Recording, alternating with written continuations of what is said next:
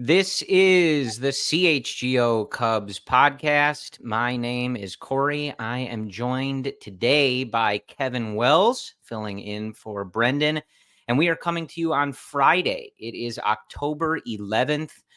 Kevin, the playoffs roll on, and as we know, the Chicago Cubs are not a part of them. How are you doing this fine Cubs baseball this October?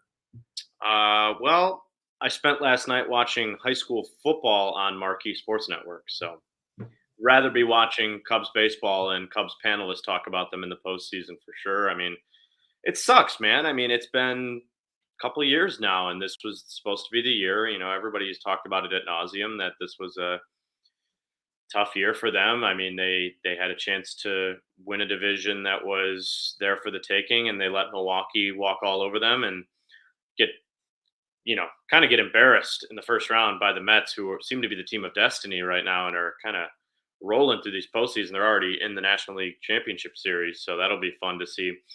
Winner of Dodgers Padres tonight. It'll be fun to see who they match up against. But this postseason's been awesome, man. I don't know if you've just been catching games on a whim or just having them on in the background, or if you've seen anything. It's been cool because of a lot of reasons. I mean, one, the star players are playing like star players on every team. The top six payrolls in baseball made the postseason this year. I think we can parlay that into Cubs talk for sure in this show. And like I said, the star players are hitting home runs, and they're doing it in huge moments. The Pete Alonso home run against the Brewers. We saw a couple nights ago. We saw Francisco Lindor hit a grand slam, put them into the National League Championship Series. Fernando Tatis scoring at a historic rate right now. I mean, all sorts of things that have been super exciting. I love this time of year.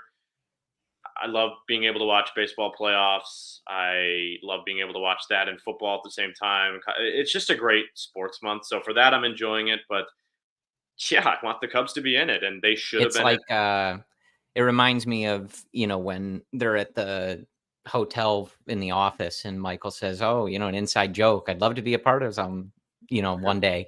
The baseball playoffs are great. I would love it if my favorite team were participating in them. But it's an interesting field because, as you mentioned, you do kind of get a good mix of,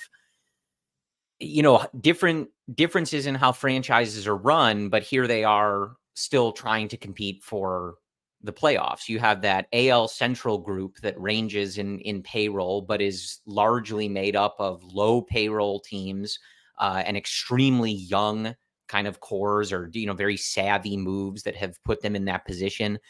Then, of course, you have the spending juggernauts, the Dodgers, the Padres. Obviously they'll settle that on Friday night. The Yankees, the Mets. So you have kind of those differences of the Cubs should run like this, or they should run like this. And you have some examples of other teams are figuring out how to make it work either way. And the Cubs are somewhere in the middle. It is a little frustrating, but that's the nature of the beast. What I was curious, to ask your opinion on, and I think I asked Brendan this last week, is relating this to the Cubs. When you look at how these teams are faring, you look at, say, the Phillies, who, they have some runway with this group left, but, they're giving kind of that mid 2000s Detroit Tigers vibe right now, where they're great, they're in it all the time, but they don't have a ring to show for it. And at some point you start to wonder, are they going to get it? You have a team like, Milwaukee that won the Cubs division handily again for, another time in the last several years. And, they're obviously not spending no money, but they're much more shrewd and kind of trying to live on those margins and excel on those things. They get bounced, but you have some of these bigger payroll teams still in there. Do you watch any of these games and how these teams are built and how their rosters are constructed, and think that there's anything the Cubs aren't doing? Or because for me, I watch the playoffs and I always have the takeaway of this is a mess. And it's basically just about being healthy and hot at the right time and the guys showing up, which we always go back and relate to 2016 when the Cubs won the World Series. Remarkably healthy, remarkable timing on that. Their prospects were ready, performing, excelling at the MLB level, in some cases at the only point in their career. And it happened to be right at that time. Because like I watched like the Dodgers or the Padres or the Phillies, and I'm kind of like, I don't know, man. Best laid plans, and then you get to October, and you look at a team like the Dodgers, who has what, a $300-something million payroll. Game 4 against the Padres, they don't have a starting pitcher, and they win that game. But it's just reflective of like, you can spend all the money in the world, you can get the big fish, or you can be operating on a thinner budget. And sometimes you get to October, and you kind of just have to throw your hands up and try to win a game. Well, and that's exactly how Jed thinks, right? He knows that spending the big money all the time isn't going to get you there. I'll give you the example of the New York Yankees. You were just talking about the Phillies and how they've had a star-studded roster the last couple of years, but have failed to get the ring. They've failed to, finally cash it in. It reminds me of the Yankees of the last 15 years. I'm only 27. I haven't seen a ton of Yankees baseball in my life, but I know that they've had a stretch run, that they've been really good early 2000s, and obviously won the World Series in 2009. But they've lost their last 5 ALCS appearances, and none of those series, I think one of them went to 7 games. The other ones weren't particularly all that close, and they spend all the money in the world every single year. That doesn't work. The Mets spent all the money in the world this year and last year. It looks like it's going to pay off for them this year. I think they're going to make it to the World Series, mainly because the guys that they paid were worth the dollars that they paid them.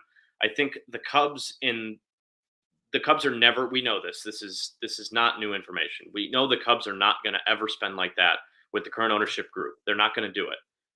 And they don't have to do it. I look and I watch a Tigers team that, yeah, they're hot at the right time. They're going to need to, there's no way they're doing this next year unless they make major additions to the roster.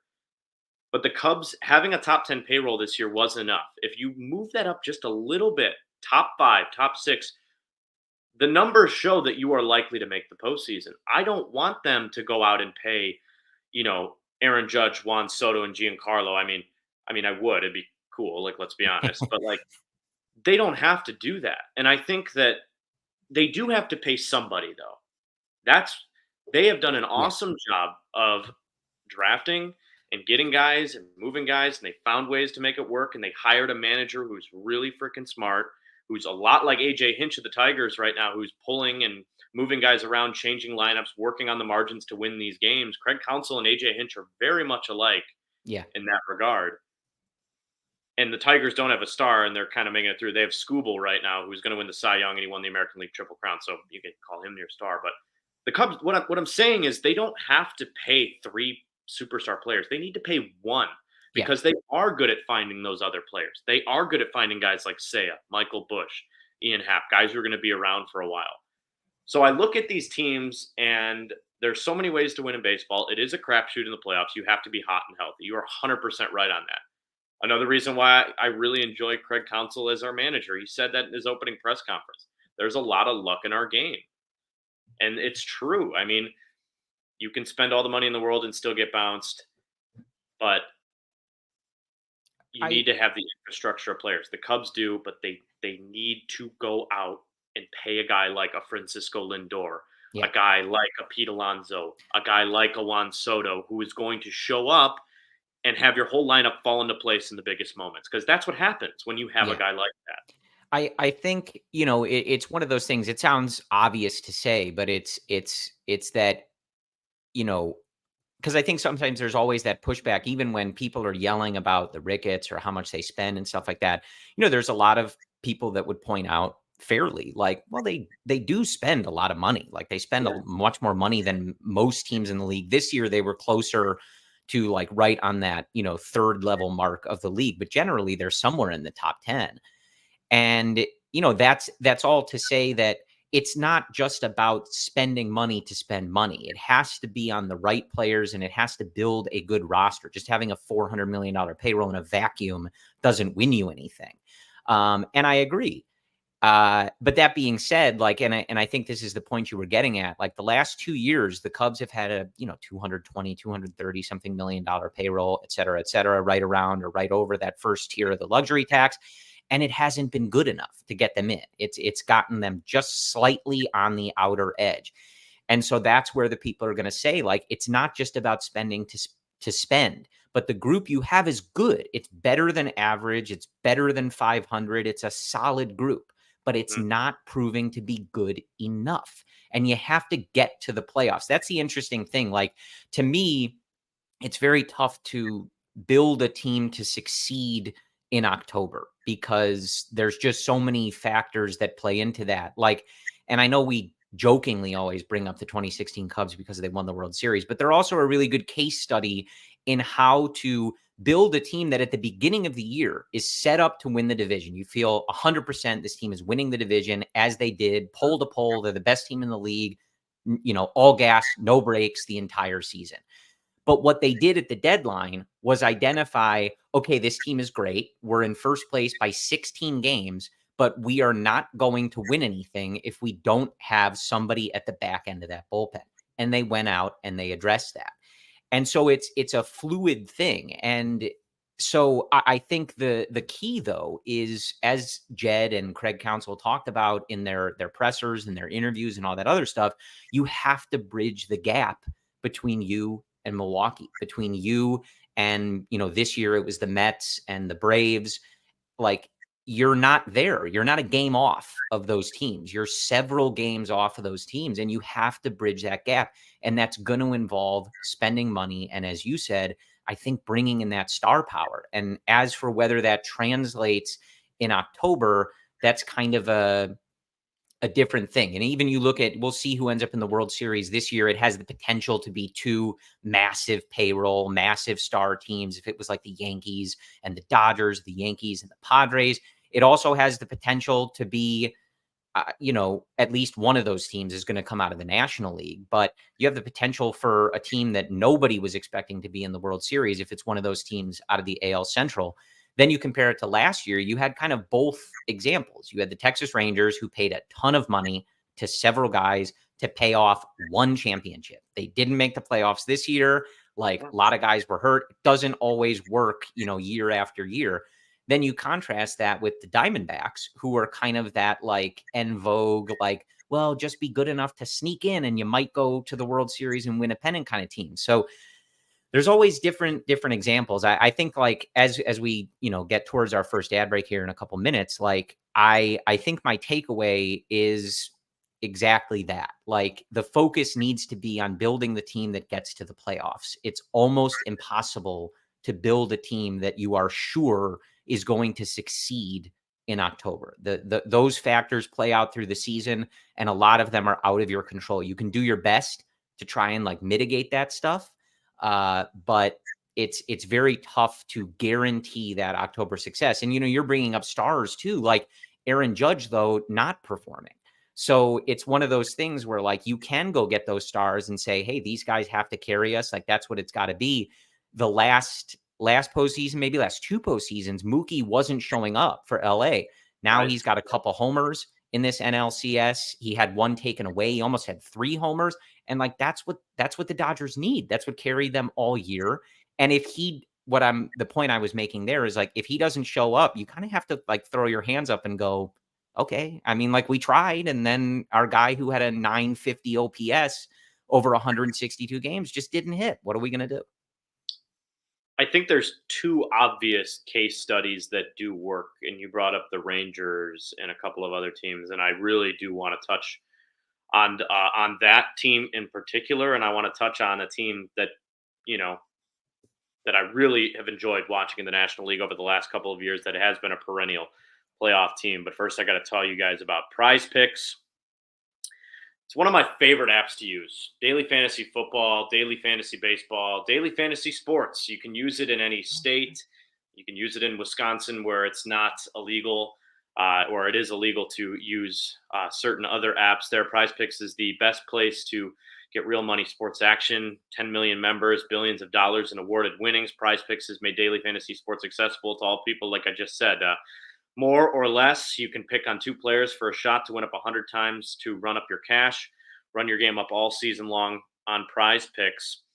Again, what I mentioned about this app is it was invented the flex play, which is one of my favorite things to do. You can cash out if your lineup isn't perfect. Your guy gets injured, can take him out, still get your money back. PrizePicks puts its members first. Again, all withdrawals are fast, safe, secure. With my PrizePicks, I can get money in as quick as 15 minutes. I win a bet. I bet on a couple people to get a couple hits. I cross games. Essentially, you put a big parlay in there. You can get your money back, put it right into your bank account. One of my favorite things that I'm doing right now, MLB Playoffs, I'm betting on doing the hit parlays like Cody does. I bet on certain players across different lineups. You can do as many legs as you'd like, and then you can immediately cash out should you win. Download the app today. Use the code CHGO. Get $50 off instantly after you play your first $5 lineup. That's code CHGO to get $50 instantly. Again, just put in $5. You get $50 right into your account. PrizePicks. Run your game. All right, Kevin, and I do want to tell you that we are sponsored by the Chicago Sports Network, the new home of the Blackhawks, Bulls, and White Sox games. CHSN will broadcast more than 300 live games per year across the Blackhawks, Bulls, and White Sox, and will feature a full lineup of original Chicago-focused sports content. They're also based in Chicago built, and Chicago to the core. They are bringing it to every corner of Chicago across our 77 neighborhoods and beyond. At CHSN, Chicago comes first. Visit chsn.com for more info on how to watch the Bulls, Hawks, and Sox games all season long. You were talking about you were talking about the different case studies of teams to win. I think that there's several ways to win in baseball. We know that there are. I think the Braves are the perfect example of how to win and how to win all the time. They spend money on premium position players when they need to, and they draft and develop very well. They drafted and developed almost as well as any other team in the league. The other way to win is by paying a bunch of players, but not paying players out of their prime. The Rangers, we saw, did that, and they didn't make the playoffs this year because why? Because Max Scherzer didn't pitch all year, because DeGrom didn't pitch all year. I mean, these guys were hurt. They're old. They're banged up. Now, what they did do that was smart is they put a bunch of money into a premium player in his prime. The Cubs have the opportunity to do that again this offseason. It should not matter. And for some reason, and I wish I could be a fly on the wall in these conversations, the Cubs have put so much bad money and so many bad contracts into role players. For whatever reason, they haven't been able to find solid role players on good contracts. They've handed out a lot of bad ones, and that's really hurt them. So that's why their payroll looks inflated half the time, because they're paying guys, they don't want to do long-term deals. Fine. But at some point, you have to pay a player in his prime to maximize the ceiling of your young players that you're about to bring up this year. The Braves did it. The Yankees did. The Orioles, I don't know what they're going to do. They should go out and they should try to pay Corbin Burns, and they should try to pay big money for a player to come in there, because they do have a couple guys up for contracts this year. That's really going to hurt them if they don't maximize that ceiling. They're bounced in the first round again, and that's a really good roster with a lot of infrastructure and a lot of players that are ready to, they had an MVP candidate in Gunnar Henderson this year. I like the example of the Braves and how they bring guys up and how they try to pay guys early. I like that. I don't like the way, and this isn't their fault because I don't even think they expected to make the postseason this year, but the Tigers sold at the deadline. They traded Jack Flaherty and really have been running with one starting pitcher the whole time, and their bullpen has just been unhittable for 2.5 months. That's baseball, man. That's luck. The Cubs should never have to bank on luck. They are top 10 in payroll, but they're putting money in the wrong places. A big money contract to a premium position player in his prime, you can never doubt that contract ever. And that's my problem. Is there's so many people like, oh, well, they do spend money. Oh, they don't spend money, and you're right. The answer is somewhere in the middle there. Yes. But now that they have Craig Counsell, And he came here for a reason, got a big contract, but also a bigger payroll. I'm hoping that he is in there saying, we want to become a 90-win team. He said that to the media at the end of the year. The way that you become a 90-win team is with a star player in your lineup, a guy who is a 5'6" 4" player. Everything Jed said in his post-year presser about guys having to push expectations and outplay expectations, he's 100% right. You need that, but you can also have the other thing too. And that is my issue. And I think that this playoff is fun because you have so many teams that are star-studded and loaded, and those guys are showing up. And then you have the scrappy Tigers who don't have a star yet, who are showing up like, because that's what they have to do, right? It's a smaller market team. So it's there's a lot of animosity on Cubs Twitter, and a lot of things that are going on in the background that we don't see. But the Cubs are in a good spot right now. They really Yeah. are. So let's see them do something about it here. You can watch these postseason games right now and look at Fernando Tatis. Look at Ohtani hasn't hit any homers in this series yet, but if they get to the CS, you could bet he will. Just one. He's got one. He does have one? Okay. And Yeah. He's got a bunch of RBIs with guys in scoring position. Lindor. I mean, the guys who are making the 107-figure or 9-figure deals, are showing up more likely than not. Generally. Go get one. Go get one. Yeah. And I think it's just one of those things. The lesson that I think this field, and kind of what I was alluding to before, is telling you is there's different ways to do this. It's not like the only teams that are in here are teams like the Phillies, who have been spending on like this kind of core and really taking their shot at winning a championship, or they were hoping for more, like with a certain group. You have young teams. You look at like Detroit, so many young players that they're giving an opportunity to, that are kind of taking it, and they have a very young, like cheap group of players. The Royals, teams like that, like kind of coming out of nowhere almost to all make the playoffs from this same division. Whatever strategy you want to take, it just has to work. Like that's the thing. And that, I think, is what is so ultimately frustrating about the Cubs position and where they're at is, I was watching the discussion that Luke, Cody, and Ryan had earlier in the week, kind of grading Jed Hoyer. And, I think they all gave him D's. Cody might have given him an F, something like that. And, there was some conversation on Twitter where people were like, the system is in such a healthy place. The team is pretty good. Like, it's overall a healthy organization. Like a D is too harsh, an F is too harsh. And I was like watching the show, like nodding my head, agreeing with them. Like, if you're looking at his grade for his tenure, that feels harsh. Like it's he's got a year left, and like how you grade the beginning of it with what he was given the keys to, I think would get more complicated. But as far as like missing the playoffs in 2024, like what would you give him? And like when I was talking to Cody and Ryan about it, my thing was like, it's great that the organization's in a healthy spot. You can acknowledge that and be frustrated at the same time. But like they kind of said the same stuff at the end of 2023 and, even like during 2023 as well. And it gets to a point where it's like, okay, year after year, we get told the organization's in a good spot. Like it's healthy, stuff is percolating, stuff is good. But if that doesn't translate to you winning Major League Baseball playoff games, who cares? Good for you that you have a bunch of top prospects and that your organization is healthy. Like, and there just comes a point where it's like, well, how long of a runway do you want to pull it all off? Great. The system is great. Jed, I say this all the time. Jed has done a ton of really good things. Shota signing looks great. Michael Busch trade looks great. Seiya signing looks great. Questions about him in the field, but he, over the last calendar year, was one of the best hitters, top 10 in the league in WRC plus, I believe. Like, he's done a lot of good things. Beyond that, they've developed better as a group than they had in the previous regime. Like, we can keep going, but it has to turn into results. And so that's what ultimately, as I watch these playoffs, that's what I'm always thinking about. Like, how did these teams get here? Like, where are they at organizationally? Are they set up for sustained success? Is this kind of a 1 year, hey, they got hot, they made it, but there's nothing here long term?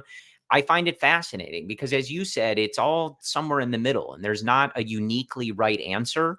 And you can have a team like the Phillies who, kind of go all out. And a lot of people feel like, you know what? Yeah, they're doing maybe not everything right, but a lot of stuff right. This major league team should have success in the postseason, and they have, but it doesn't pay off in a ring. But as Theo always said, like, process over results. Like, it's a process oriented business. And I'd rather the Cubs process be the best all the time, even if the results don't come. And right now, we're not getting either of those things. Like, their process is good, but it's not the best, and we don't get any results. I think the word you're looking for, the key word in all of this is aggression, aggressiveness. I don't, and that's I think if I have the biggest gripe with Jed, it's that he's not aggressive enough. And it's funny because we always hear that Jed talks about all the time about promoting guys and bringing guys up. And, Carter Hawkins is the one kind of talking it back. They've done a couple interviews on the Score where they've talked about, Jed's kind of the guy who's like dreaming of stuff, but Carter kind of walks it back. If the Cubs are going, and here, if you want my honest opinion on why I don't think the 2024 Cubs are in the postseason right now, it's because they weren't aggressive enough with some of their younger players this year. And I've said this on a couple shows. Pete Crow-Armstrong was ready to play Major League Baseball in April. He might not have hit the ball well in April and May, but you had other guys who were playing well in April and May, so he could have gone through his struggles. Look what happened after he had a month and a half of baseball under his belt. Took off. He was an X factor for you. He won games for you on the margins. He stole bases. He was the best defensive center fielder statistically in baseball the last 2.5 months of the year. He should have been up and on your roster day one. I think the same about Matt Shaw this upcoming year. If you're going to be a team that wants to make the postseason, and you want to talk about how your organization's in a healthy place, and I get it, guys have to get at bats and stuff. I totally understand that.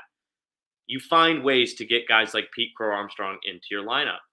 And if you're not going to go out and give out the big contracts like the Padres, I think have 4 or 5 9-figure deals on that payroll Something right like that, now. yeah. Like, the Cubs aren't going to do that. Fine. I don't need that. I want good, competent baseball. You got a good manager, one that I'm very confident in is going to have success here. I want you to be more aggressive. There's no reason not to be anymore. All of your top prospects are in AAA. They're not all ready to come up and play at once. It's good to have that depth. But we've seen this story before. Matt Shaw had an unbelievable rise and was tearing the cover off the ball in every step of the minor league system this year. He's ready. I don't know if you're going to be able to find a spot for him. That's not my job. Again, I like how you use that quote all the time. Like, that's not my job to figure that out. Hey, man, if they want to pay me $7 million a year to make those decisions, I'm game. Exactly. But that's my point. If you are, I watch the Tigers right now. They brought up Colt Keith to play. Colt Keith's been huge for them in the postseason. They've also been huge with one of their top draft picks from a few years ago. Riley Green has been unbelievable for them. They brought him up and gave him the full runway. I get they were rebuilding and it didn't really matter who was out there. Same with Spencer Torkelson, who has been terrible this postseason. But they let all these guys come up. They promoted. They saw, they're like, hey, wow, we got a shot here. Javi Baez is, really sucking it up for us right now. We got to find a hole for him. He's going to be out for the rest of the year with surgery. Let's find something to fill. And look at them. They had less than 1% chance of making the postseason in August, skyrocketed, and now they're a win away from, getting to the ALCS. And it's like, the Cubs can do that, and they can sign a big player. Like, yeah, that's the disconnect, really, to me. You need to be more aggressive. Like if I wouldn't, again, I'm not going to sit here and be surprised if I don't see Matt Shaw opening day just because of the infield and where it is. The Cubs infield's been very good defensively and offensively. Nico Hoerner really came around the last month of the year. We'll see if he's been mentioned in a lot of trade rumors and whatnot. I don't expect him to be moved, but who knows? Michael Busch has been good. Dansby Swanson's been good. Like, it's going to be hard, but again, if you want to win some of these games and you don't want to go through offensive slumps of 2 months, you need to be more aggressive with your prospects who are ready to play now. Yeah, it's a weird spot. And I think the discussion often lacks a lot of nuance. We take an hour here, but you go on Twitter, it's 280 characters or whatever it is. So it's very hard to like get through it all. But I think like I like that conversation. I think we'll talk about like some Cubs specific stuff. But it is always just interesting to kind of like look at the playoff field and say like, is there something these teams are doing that the Cubs aren't? And in some cases, the answer is a clear yes. And in others, the answer is kind of no. Like it just, it does get a little hard to figure, but I think the ultimate thing is you have to find a way to get results. Whatever you're doing is leaving you too much in like a middling sort of area, and you have to find a way to bust out. And like to your prospect thought, like Brendan always used the phrase for certain guys, like trying to get that extreme outcome. And, you play certain guys, certain known quantities, and sometimes they're fine, sometimes they're good, sometimes they're bad. And sometimes people are scared to promote guys too early or give guys a shot that early, but sometimes they represent that extreme outcome. It didn't work this year, but like Christopher Morel, the process at third base was bad. But as a hitter, he represented that opportunity like, hey, like, is this guy going to turn into a top hitter in the league? I don't know. I thought so. I'll eat being wrong on that. But he represents that opportunity. When you look at some of the guys the Cubs have given playing time to over the last few years, that opportunity wasn't there. They were never going to be a top level hitter. We knew that. They had years of experience to prove that. That was always kind of like my thing with Nick Madrigal, right? Like, what's the ceiling here? And it's like, sure, he's playing, adequate defense at times. He's a horrific hitter, but people had that vision of him as a contact hitter. And it's like, fine that currently that's more stable, but some of these guys offer that crazy ceiling. They might stink just the same. And that's what ended up happening. The Cubs' third base position was a total mess this year. But sometimes you have to be willing to take that shot because it might give you that boost. We got to hit our second ad break here, but it also magical though. That was the Morel thing. Yes, I agree, but I really wanted to go a whole podcast without mentioning Nick Madrigal. Me too. One of my least favorite players to watch. Hey, join the club. We can hope that they non-tender him and we're done, Kevin. We can be done in a like a month or so, I think. So, but like decent example, and then we'll hit our ad break here. Like Kyle in 2015, like they bring him up. That was crazy. You know what I mean? But they're like, you know what? Screw it. This guy's tearing the cover off the ball. We're here. He's here. Let's try it. Let's get nuts. And, you see where that goes even during that year and then the following year. Like, and that doesn't happen if you say, well, you know what? We have like a veteran we like out there. We're just going to stick with that. Or, we're not going to rock the boat. Like, it's fine. Sometimes you take a shot and you win. Like that's how sometimes you get those big outcomes and those things that you look back on and go, wow, this guy was the postseason hero or anything like that. But you don't get that if you don't take any risks. Let's take our second ad break here and then we'll come back. But first, want to talk to you about our wonderful partner at Blue Chew. They say first impressions are important. What about lasting impressions? That's where Blue Chew comes in. Blue Chew helps boost your confidence in the bedroom so you can stay hard and perform your very best. The process is simple. Sign up at bluechew.com, consult with one of their licensed medical providers, and once you are approved, you'll receive your prescription within days. They say there's nothing sexier than confidence, and Blue Chew can help give you confidence where it counts. We've got a special deal for our listeners. Try Blue Chew free when you use our promo code ALLCITY at checkout. Just pay $5 in shipping. That is bluechew.com, promo code ALLCITY to receive your first month free. Visit bluechew.com for more details and important safety information. And we thank Blue Chew for sponsoring this podcast. And want to give a shout out to everything going on at CHGO. You can visit ALLCHGO.com to become a diehard and read all of our great written work. We have an events calendar at allchgo.com. If you are a Bears fan, our Bears crew has recently touched down in London ahead of this weekend's game. They have a takeover in Arizona coming up soon. The tailgates for Sunday home Bears games that obviously are a big hit. So much going on. They do such great coverage. I mention it every week. I think, every show at CHGO is some of the best coverage in the city. The Bears crew is really, really good. Insights, former players, diehard fans, every single perspective you could possibly want. So many events. If you are a Bears fan and looking for a community, CHGO has it. So much to offer. And of course, it is Blackhawks season. It's going to be Bulls season very soon. Our Bulls crew, our Blackhawks crew, excellent work. So check out everything going on at CHGO. Visit allchgo.com to learn more about becoming a diehard member. You get free merch, access to the Discord, discounts on events, tailgates, etc. It's a great deal. So check it out at allchgo.com. And I saw our guy, Cody, also. He's gone to a couple of those tailgates. I haven't been to one this year. I went to a few last year, and they were really fun. I've just been out of town and working every Sunday. But, always fun, and I need an afternoon game, Kevin. The noon games for the tailgate that's tough for me on a Sunday. Yeah. I'm a sleeper, so.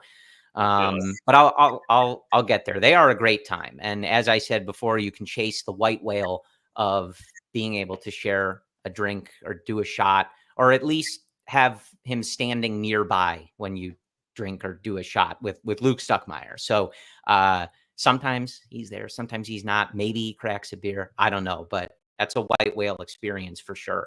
But getting back to the Chicago Cubs, for as much as we don't really want to talk about them. I know we were joking before we got on, Kevin, but I'm gathering from all of this that you're not going to be first in line for CubsCon tickets.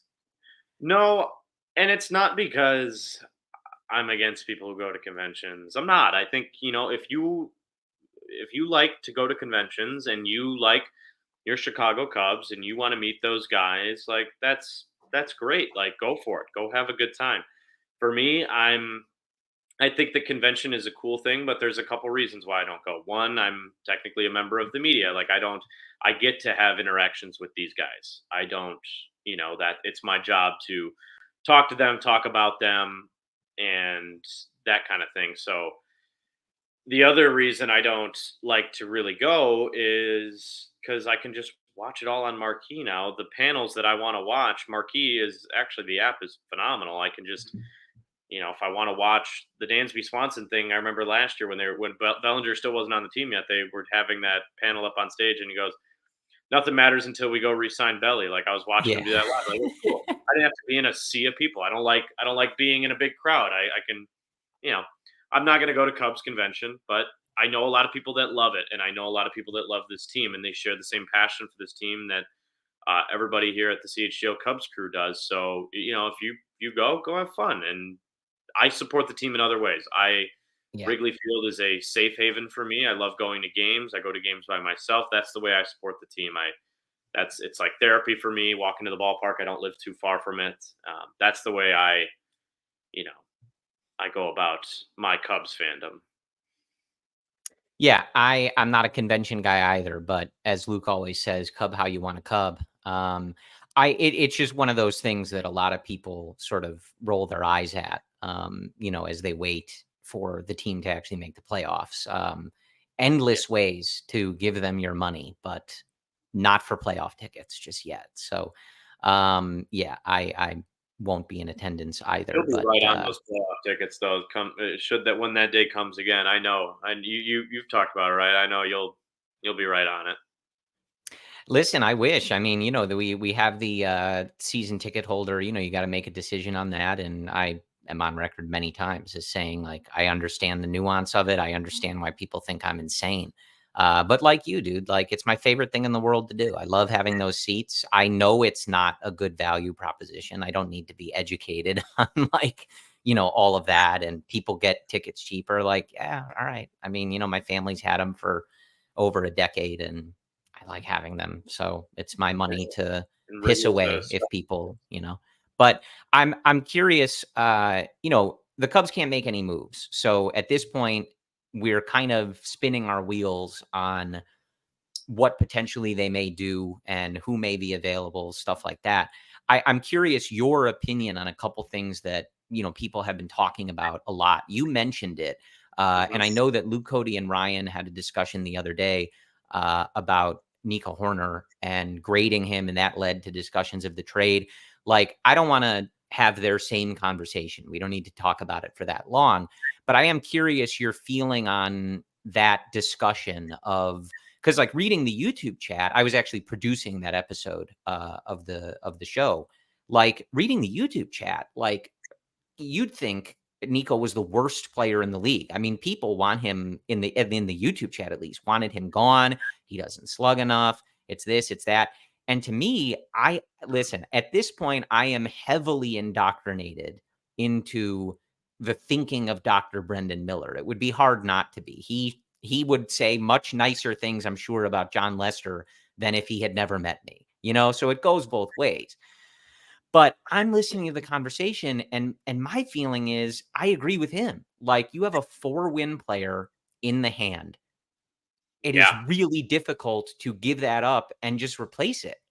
And to me, it's not an issue of Matt Shaw versus Nico Hoerner. Like, you need good players. He's a reliable, consistent, good player. Of course, the Cubs have needs that far outweigh the skills he's giving you.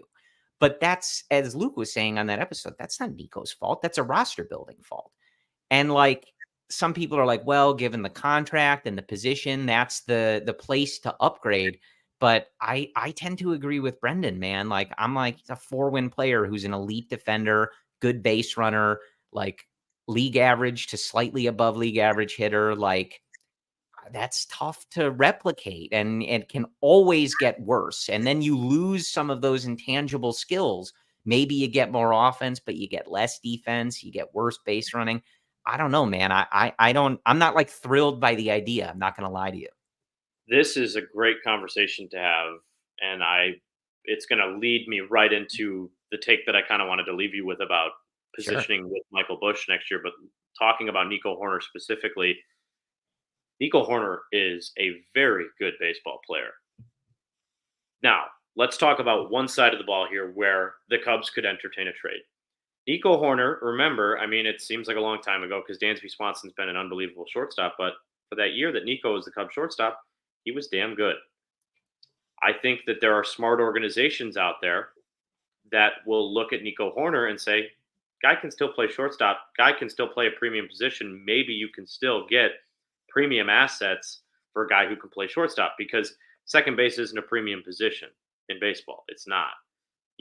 There are some very good second basemen in baseball, that Marcus Semien and who plays for the Diamondbacks? I can't, God, it's slipping my mind. Ketel Marte. Yeah. Those are the two guys that come to mind right away. So there are good second basemen in baseball, but that's not, when it comes to positions on the field, that's not one that's a high money position. You can find guys to play that spot. So if you can market Nico Hoerner, if you're Jed Hoyer and you're talking to a team that needs a shortstop, maybe a smaller market ball club that's, close to, competing and can't dole out a ton of money. Nico's on a club friendly deal right now. Then maybe you look into it if you can get guys who are ready to compete in the major leagues. I don't love it though. I love Nico Hoerner is like probably my favorite player on the team, because he can do so many things and he's so fundamentally sound at everything that he does. He doesn't make mistakes, and I think that I know the slug. I get it. Like, I've heard that argument so many times. It's hard to hit home runs in baseball, man. It's getting harder. Nico did have a couple weeks there. He went through a longer stretch of not being able to hit the ball, but hell, that was the whole team, and I realized that it got a little bit more difficult there. But you're right. The Matt Shaw conversation doesn't need to kick Nico out of town. Like that should not be the reason why you're looking to move him. The reason you should be Yeah. looking to move him is if you want to go get Pete Alonso and you want to rotate Michael Bush around the infield at all those spots that he wants to play, and you want a spot for Matt Shaw. That should be the reason. If you want more power, Michael Bush can play second base. Michael Bush he played a little bit of third base. He can DH. If you're looking to get power and you have a backup plan to go get a star to play first base, then a move like that makes sense. But to bring up a prospect and say, "Oh, I don't want Nico Hoerner anymore," that argument holds no water with me whatsoever. And to Not be to honest, me either, man. Yeah. there's a lot of Cubs fans that I just don't understand kicking Nico. Nico Hoerner was a first round pick, and he's lived up to it. He's good. Yeah. He makes a difference on your team. Him and Pete Crow-Armstrong in the same lineup next year, if Nico does have a better offensive year, they're both stealing 30 to 40 bases. That's huge. Fuck, Pete might even steal 50 plus. 100, yeah. That's Nico Hoerner's not a star player, but he's a good baseball player, man. And I think trading him away as a second baseman that doesn't hold water with me. If you want to move those other guys, like I just said, Yeah. I'll entertain it, but that's not how you get better. Something I say a lot too is I don't have a dog in this race. I don't care about any of the individual players. Now, several years ago, I would have said that the jersey over my left shoulder, yes, I care about some of the individual players. They best not be traded.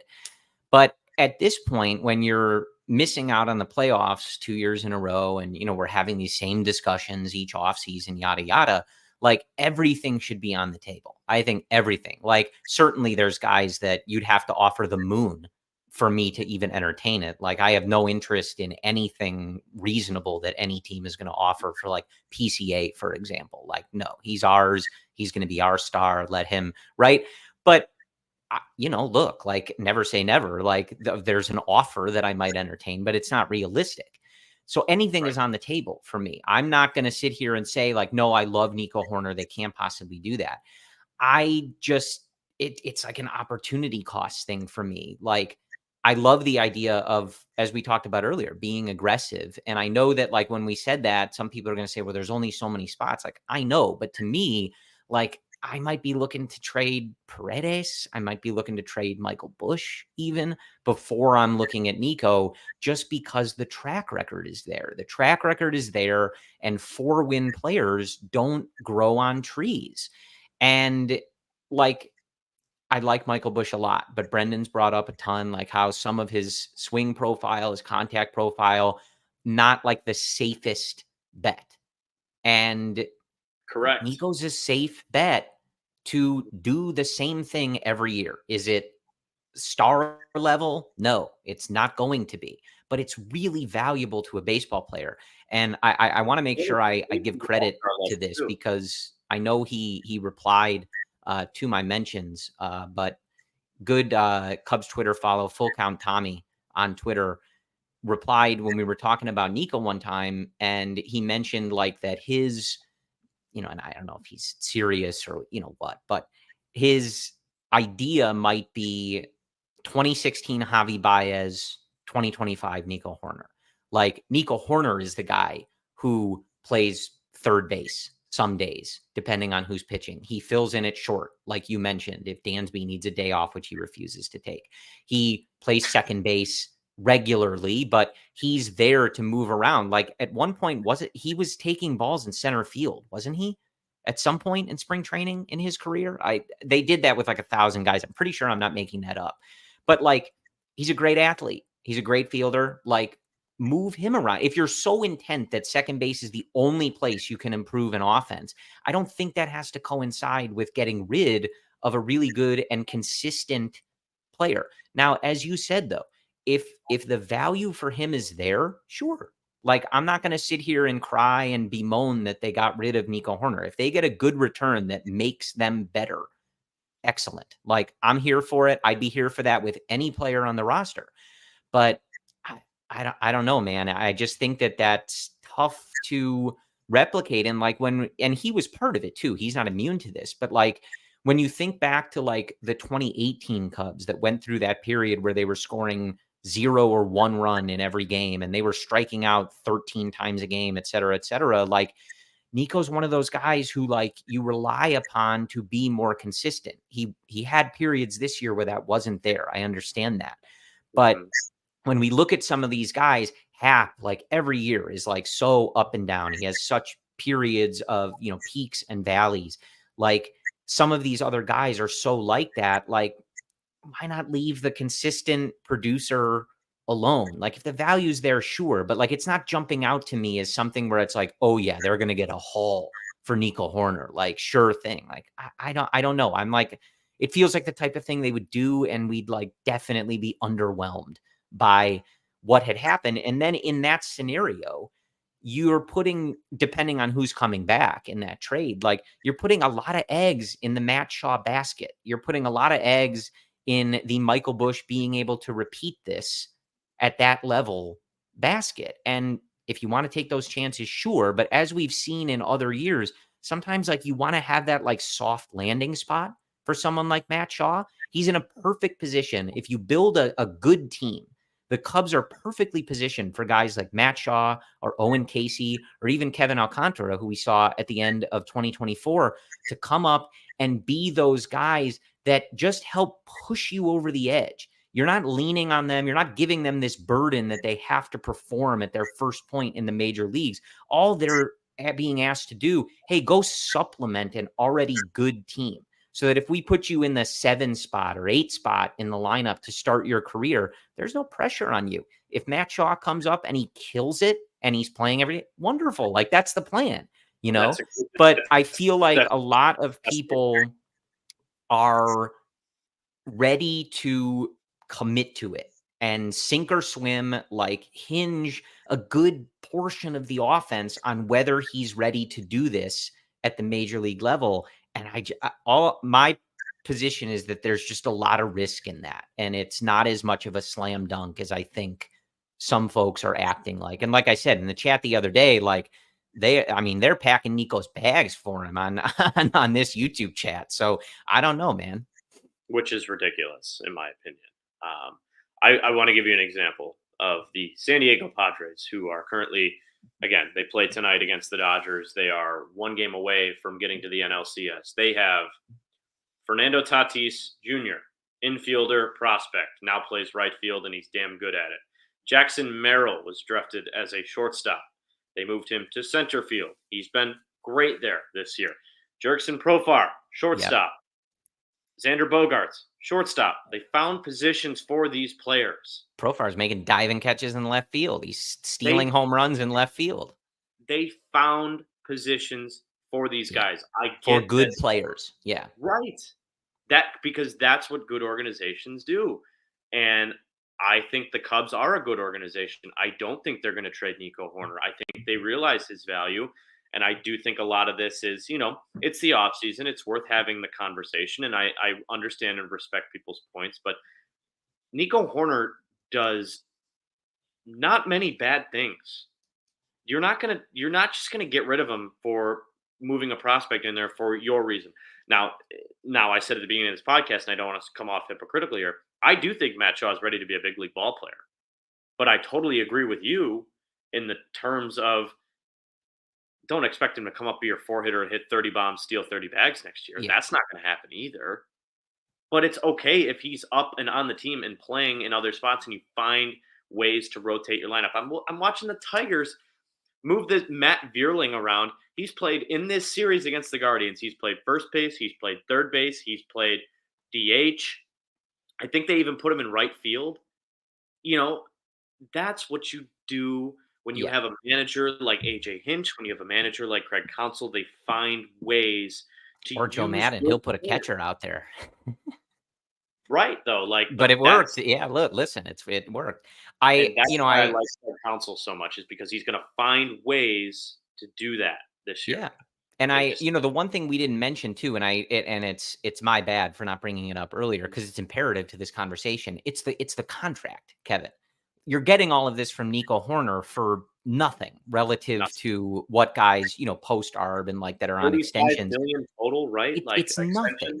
So Yeah. that's the thing. It's not just that he's and I'm sure there are going to be people yelling at me that he wasn't actually a 4-win player. He was just close, right? But around a 4-win player, fine.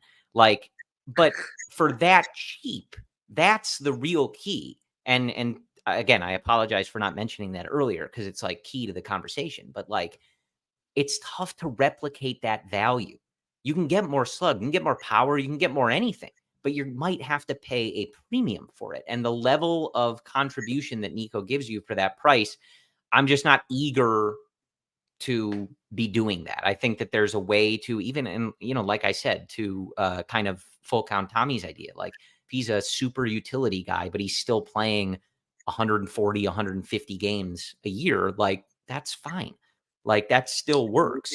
Like, and as you said, Craig Counsell is the type of guy to make it work. So I just don't really view second base as the only place to improve. I don't view trading him as the only way to add offense or supplement this offense. I think there's several positions where maybe it's not as easy to move guys. Maybe it's not as, encouraging or enticing to another team to give you that package.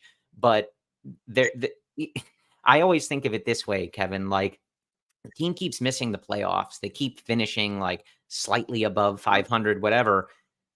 It can all be replaced. A lot of it's good. A lot of it's really good. But if you're not getting the results you want, then anything should be on the table to be improved. There is not a guy in the Cubs lineup. Again, PCA is like his own thing. He's young. I believe he's going to be a star.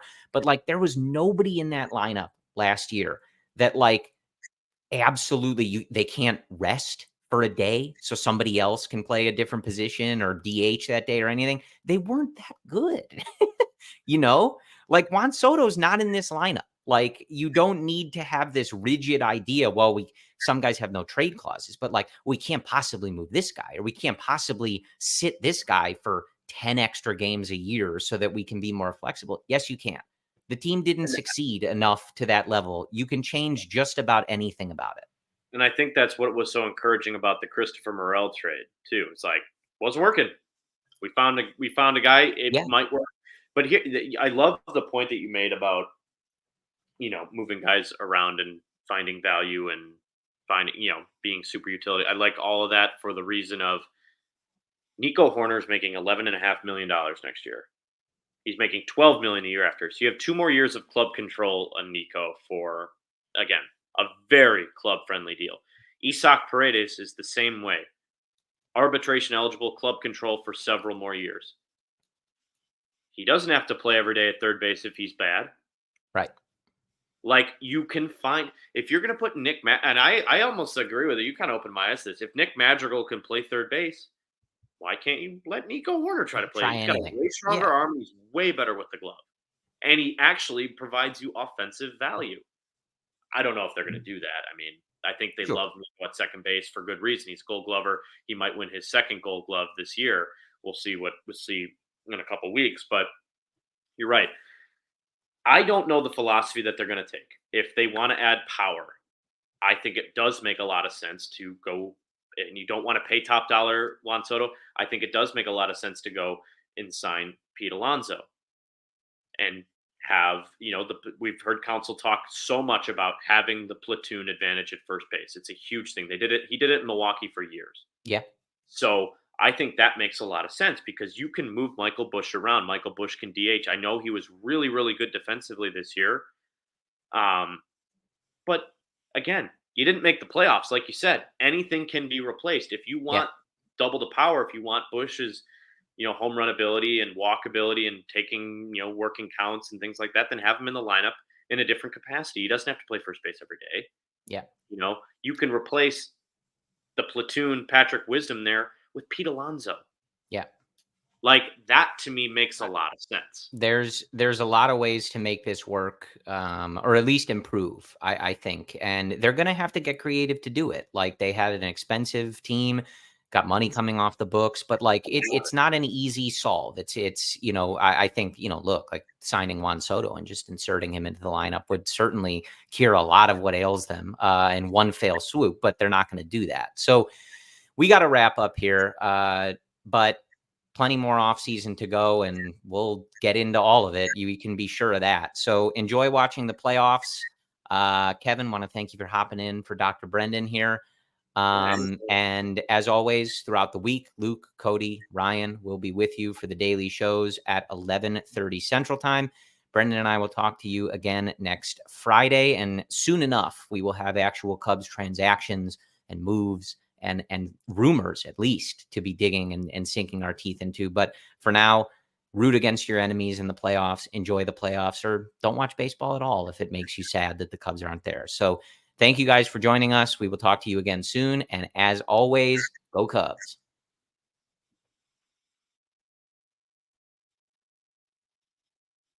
We all silly like the mayor.